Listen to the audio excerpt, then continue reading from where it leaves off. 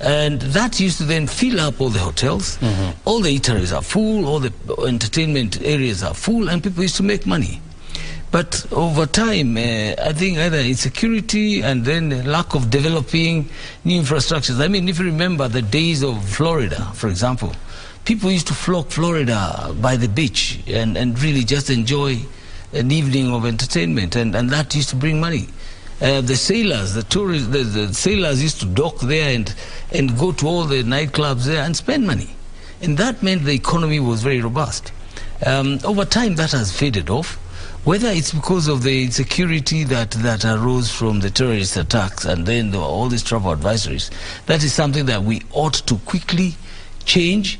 And if I were the governor of Mombasa, I would first of all concentrate on reassuring the tourists that, yes, Mombasa is a safe place to be at. Coming back to the port, and I'm going to say this is very controversial. What I'm about to say is controversial. Contrary to what people have been made to believe, the unfortunate thing is we have played politics in the port to the extent that we actually tell blatant lies about the port. If you look at the number of containers, the TEUs that are brought in, that are imported into Mombasa port, is about 1.4 million TEUs, 20-foot equivalent units. And the complaint was that a lot of business is going to Nairobi and Naivasha, which are also national infrastructure properties. But the train, the SGR, at its best, can only take 400,000 TEUs, at its best. 400,000. So there's still you still have a million TEUs. A million TEUs for road users. But, you know, when politicians tell lies about this, and they make people believe that Mombasa port is dying because of the opening of Nairobi and Naivasha, it is very wrong. Remember, these are national infrastructure units that must also grow. They have been built with the public resources, and they are facilities that are serving the hinterland. I also must say this in full glare of the cameras, that Mombasa is not, and I must say this loudly, is not a coastal facility.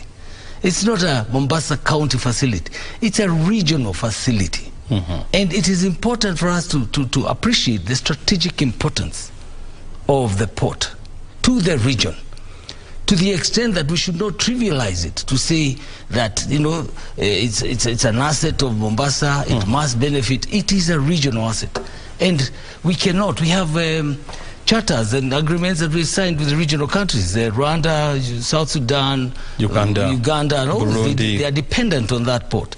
So running that port, we must first of all dissuade ourselves from thinking that it's like, you know, running a small, you know, nightclub or hotel in Mombasa.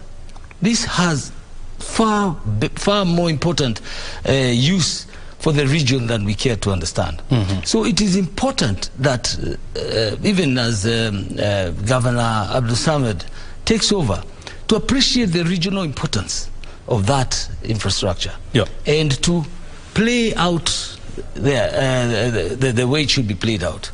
It is also important for us to realize that by running an efficient port like Singapore does, we can also make Mombasa a world-class city, just by using the port effectively. Unfortunately, and again, I said this 10 years ago, or about 10 years ago, and I told Governor Joho, you will never, because one time he said we're going to be charging $2 per ton to every container that comes into the port to go towards the development of the port city. A very good idea. But I told him, Governor, you're going to leave your leadership in 10 years' time without getting a penny unless you do the right thing, i.e. legislate, get Parliament to legislate, so that the port collects a little money that goes towards the development of the port city. And that's my advice to Abdul Samad. If he wants to influence that, which is a good idea, you can't have a world-class port in a third-class city. So the two must go in tandem. And so for me, I would advise him to first of all lobby Parliament so that there is a small levy that is charged to be able to go towards the beautification of Mombasa, the security of Mombasa, the development of facilities within Mombasa to make the port city what it should be.